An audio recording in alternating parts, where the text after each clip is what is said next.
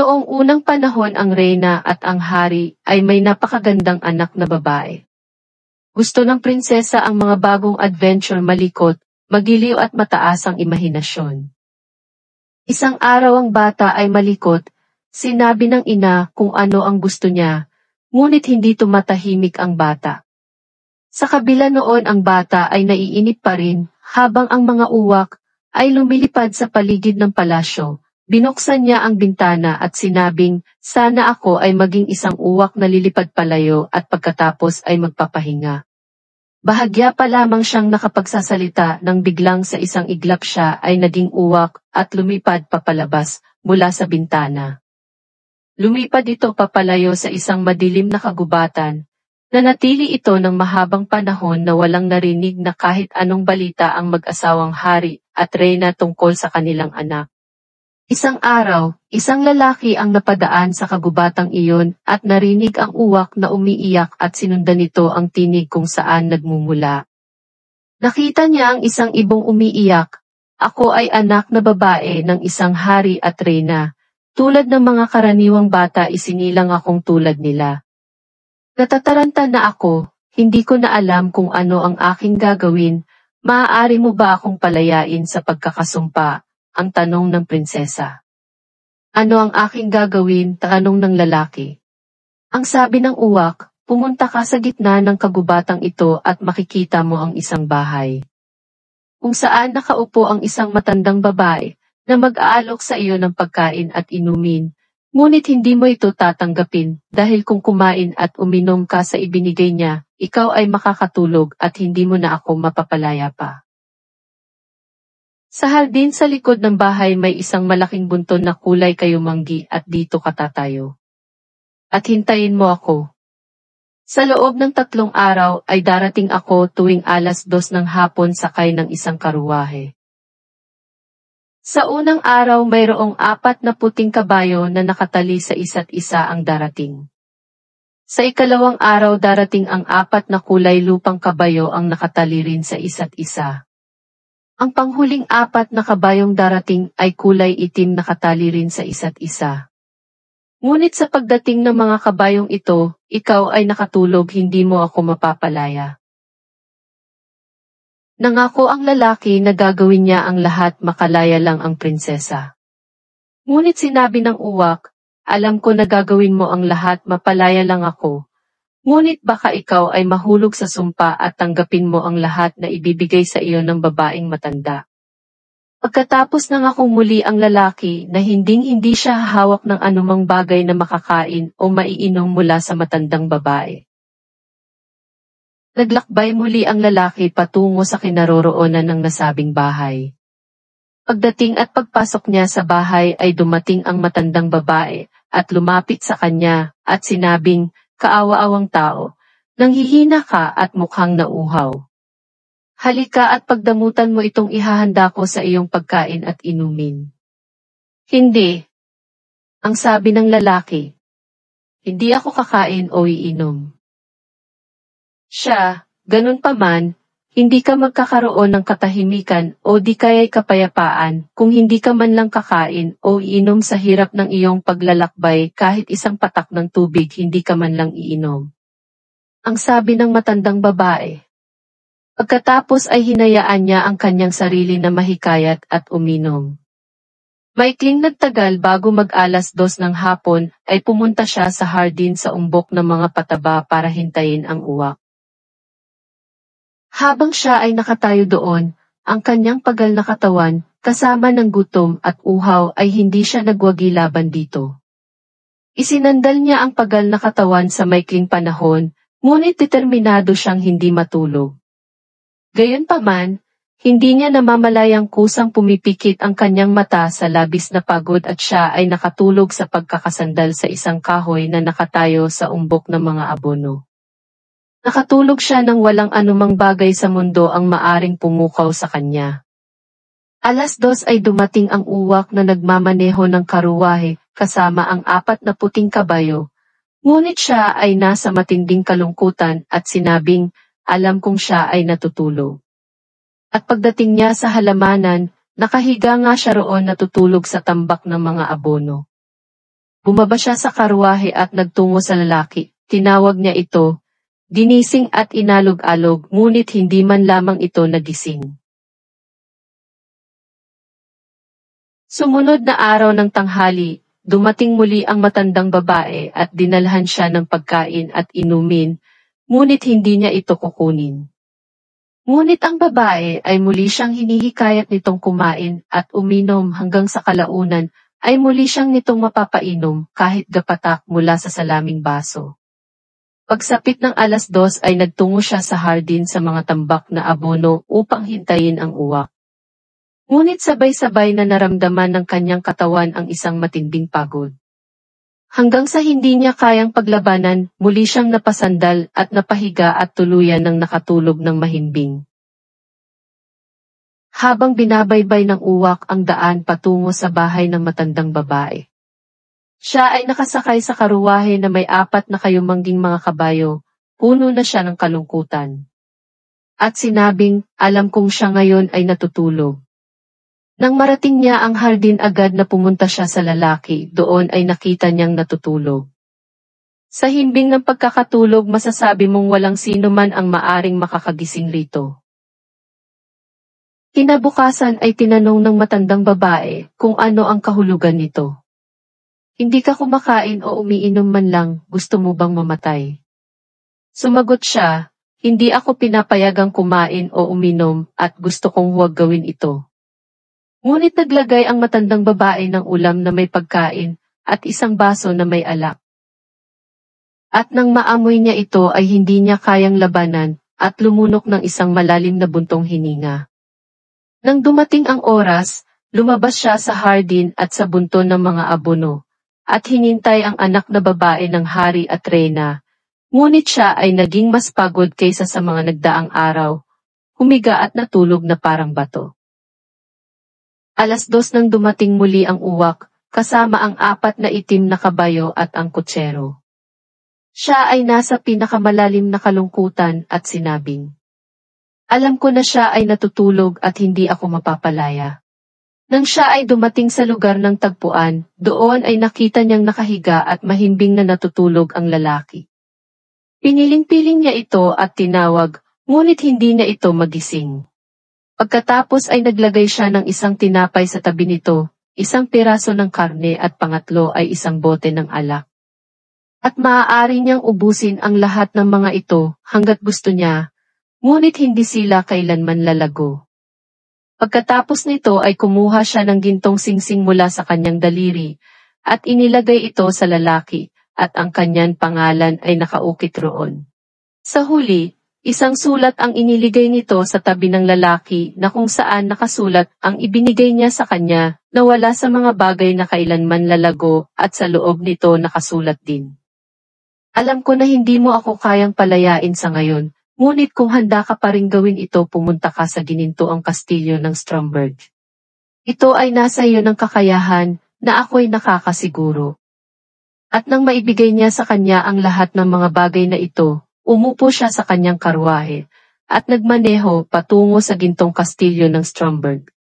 Nang magising ang lalaki at napagtanto na nakatulog siya, nalungkot ang kanyang puso. At sinabing, siya'y tunay na dumaan at hindi ko siya pinalaya. Pagkatapos ay naunawaan niya ang mga bagay na nasa tabi niya at nang basahin ang liham kung saan nakasulat kung papaano nangyari ang lahat. Kaya't siya'y tumindig at umalis na nagbabalak pumunta sa gintong kastilyo ng Stromberg, ngunit hindi niya alam kung nasaan ito. Pagkatapos niyang maglibot sa mundo sa mahabang panahon, pumasok siya sa isang madilim na kagubatan. Naglakad ng 14 na araw at hindi pa rin mahanap ang kanyang daan palabas. Inabot na ng gabi at pagod na pagod, humiga siya sa damuhan at nakatulog. Sumunod na araw ipinagpatuloy niya ang paglalakbay. At sa gabi, nais niyang ipahinga ang pagod na katawan sa ilalim ng isang palumpon ng punong kahoy. Sa gitna ng kanyang pagpapahinga nakarinig siya ng isang pag-ungol at pag-iyak. Nang mga panahon na sinindihan ng mga tao ang mga kandila, nakita niya ang isang kumikislap, bumangon at pumunta siya roon. Pagkatapos ay nakarating siya sa isang bahay na tila napakaliit para sa isang malaking higanting nakatayo. Napaisip siya, na kung pupunta ako at nakita ako ng higante malamang na magwawakas lang ang aking buhay. Sa kanyang mahabang pagmumuni-muni at pag-iisip na pilitan siyang pumasok. Nang makita siya ng higante, sinabi sa kanya, "Mabuti at dumating ka, sapagkat matagal na akong naghihintay sa iyo upang kainin. Buong-buo kitang lalamunin para sa aking hapunan." "Mas gusto kong hindi mo gagawin iyan sa akin," ang sabi ng lalaki, "hindi ko gustong kainin mo ako, ngunit kung mayroon kang anumang pagnanais na kumain. Mayroon akong dala rito at sapat na ito upang mabusog ka." "Kung totoo ang iyong sinasabi," sabi ng higante, "sige ilabas mo at nagugutom na ako baka ikaw pa ang aking kainin." Pagkatapos ay nagtungo sila sa hapag at sabay na umupo, at inilabas ng lalaki ang tinapay, alak at karne na hindi kailanman maubos. "Ito ay nakalulugod sa akin ng mabuti," ang sabi ng higante, "at kumain hanggat ito'y mabusog."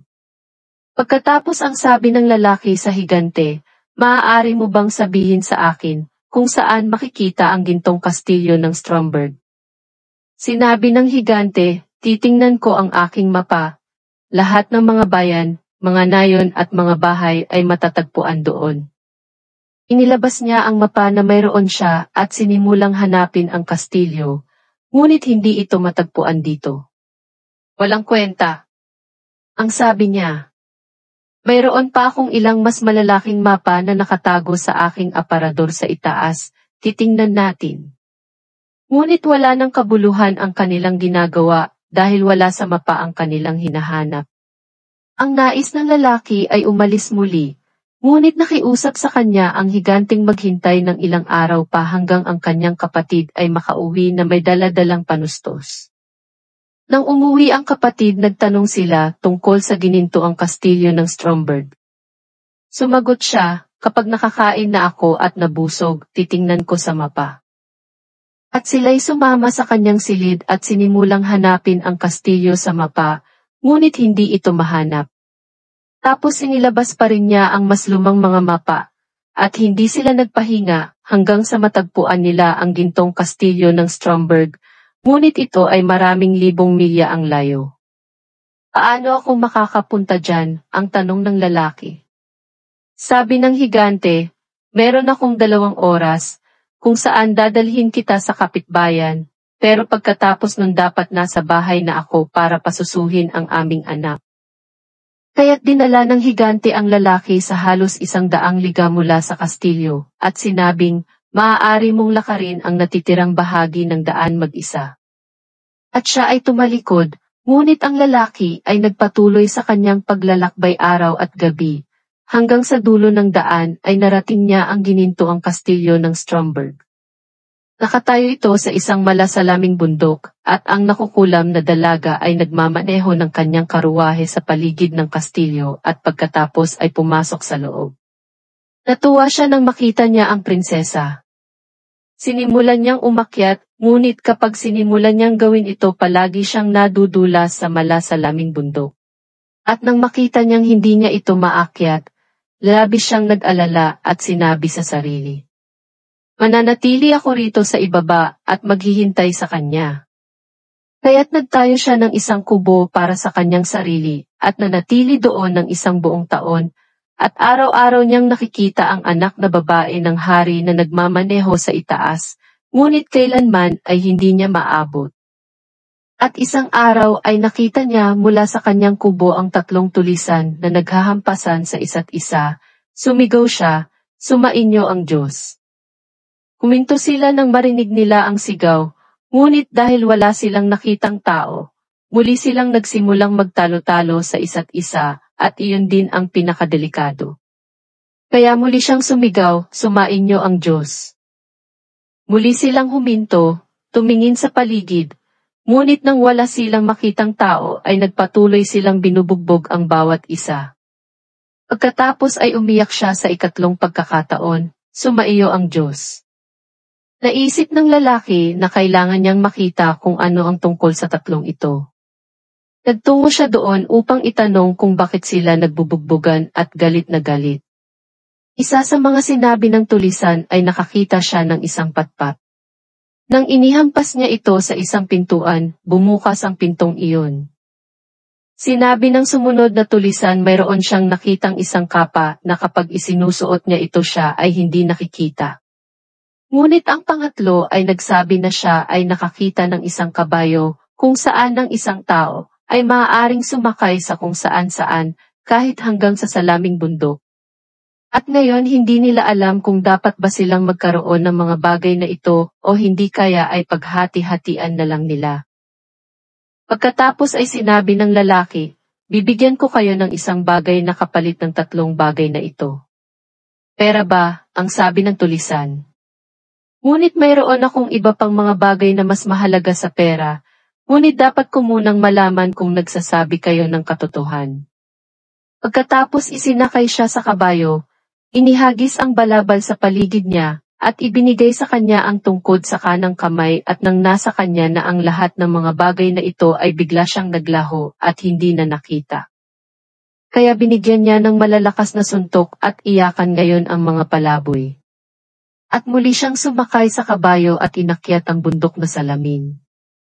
Ngunit pagdating niya sa harap ng kastilyo sa itaas, ito ay sarado. Pagkatapos ay hinampas niya ang pinto gamit ang kanyang tungkod at bumukas ito kaagad. Pumasok siya at umakyat sa hagdan hanggang sa siya'y dumating sa bulwagan kung saan nakaupo ang dalaga na may dala itong gintong goblet ng alak. Gayunpaman, hindi siya nito makita dahil nakasuot siya ng kapa. At nang lumapit siya sa dalaga, kinuha niya sa kanyang daliri ang singsing na ibinigay sa kanya at itinapon ito sa loob ng kupita kaya tumunog ito. Nakita ito ng dalaga at umiyak siya, ito ang singsing ko, dapat naririto ang lalaking magpapalaya sa akin. Ang sabi ng dalaga. Hinanap nila ang lalaki sa buong kastilyo, ngunit hindi nila nakita. Dahil ang lalaki ay nakalabas na at kasalukuyang nakaupo sa kabayo at itinapon ang suot niyang kapa. Pagdating ng dalaga sa pinto ng kastilyo nakita niyang nakaupo ang binata sa kabayo. Sa sobrang kasiyahan ng dalaga napaiyak siya ng malakas. Pagkatapos ay bumaba ang binata lumapit sa dalaga. Kinuha ng lalaki ang anak ng hari at inilagay sa kanyang mga bisig. Ngunit hinalikan siya nito at sinabing, ngayon ay pinalaya mo ako at bukas ay ipagdiriwang natin ang ating kasal. Lagi po nating tatandaan ang mag-subscribe, comment, like and share. Lubos po akong nagpapasalamat sa walang sawa at patuloy na pagtangkilik sa aking mga video, marami pong salamat.